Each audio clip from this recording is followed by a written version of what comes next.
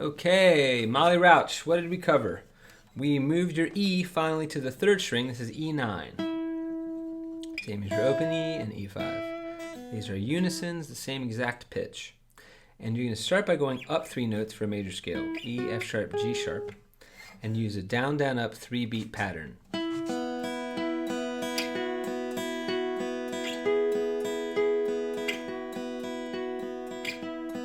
I'm bending my string a little bit because the strings are so old that the intonation is off.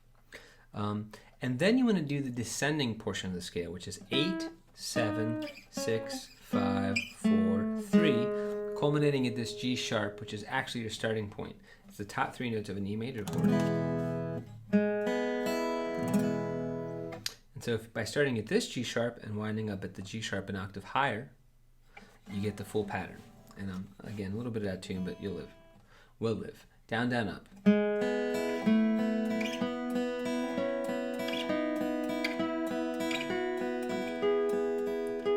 you turn it around. Go back down.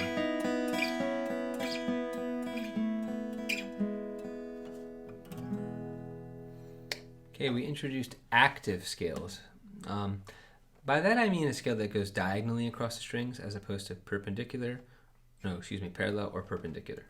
But in the open position, you don't sense that very much. You just sense the fact that there are slides and hammer-ons that give it a more fluid sound.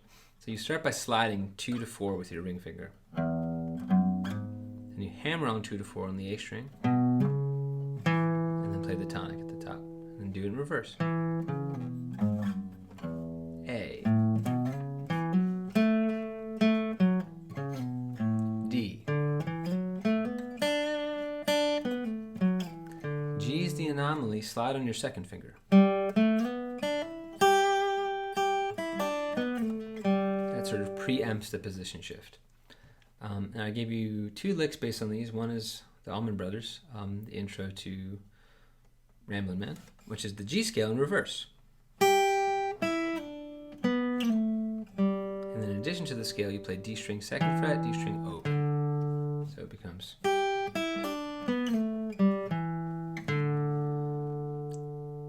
And starting on the G string, you play open 2, then B and E, G open.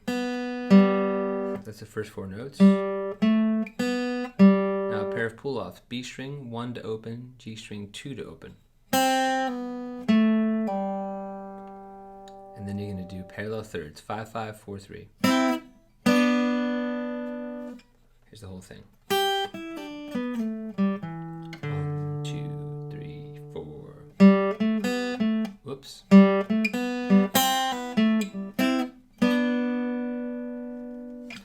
Not perfect, but nothing is. Okay, moving along to the A string for Obla-di Obla-da. These are grace note slides, which, as you know, just means they're very fast. You don't hear the first tone. So you do A slide, E. I'm doing a little palm mute here, so it sounds a bit like a bass.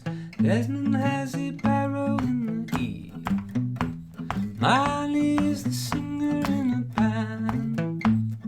Desmond stays a Miley girl like your face, and Miley senses that she takes him by the hand.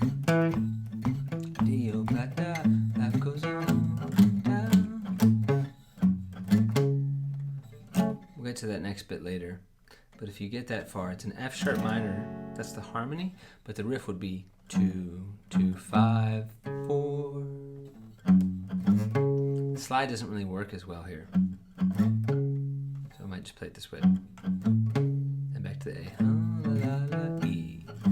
A. Oh-bla-dee, oh-bla-da, life goes on. Life goes on. And finally, your own very creative song. So when you get to the chorus, an internal chord shift means a note within the harmony is moving, but not the root note. In this case, we have a doubled F sharp, and the high one is going to fall down chromatically. So the trick, as I taught it to you, is this. And then you couldn't resist the 4th note, and I don't blame you, but in order to get it, you have to reconfigure your hand completely. So it's 2nd finger, 1st finger, 1st fret, D string, and then these two fingers on the second fret, G and B respectively. This is an F sharp minor 6, which is a very cool chord. So the complete trick would be this. And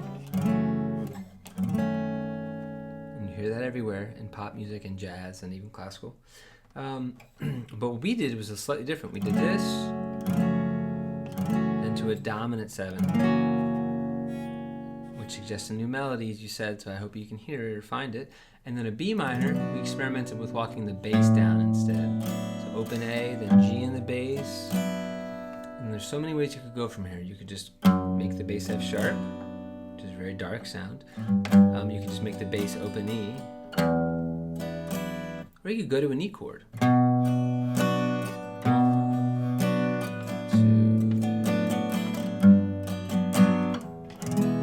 2. I like the E major you did by accident, but the E minor is suitable, is perfectly suitable. And then you can go different places. I mentioned that the F sharp major or 7 will really cast that pall yet again. So if you feel like you got more to say in that dark kind of sound, then go back there. If you feel like you want to kind of tap out of it, you can go from this E major really anywhere. You go to D, you can go to A. What I did just off the cusp at your lesson was I went from the A and then I did one of those little diatonic series. That could be something to explore. It kind of brightens the mood. But obviously it's up to you. So experiment, have fun, and see if you can get a better chorus going. Good luck.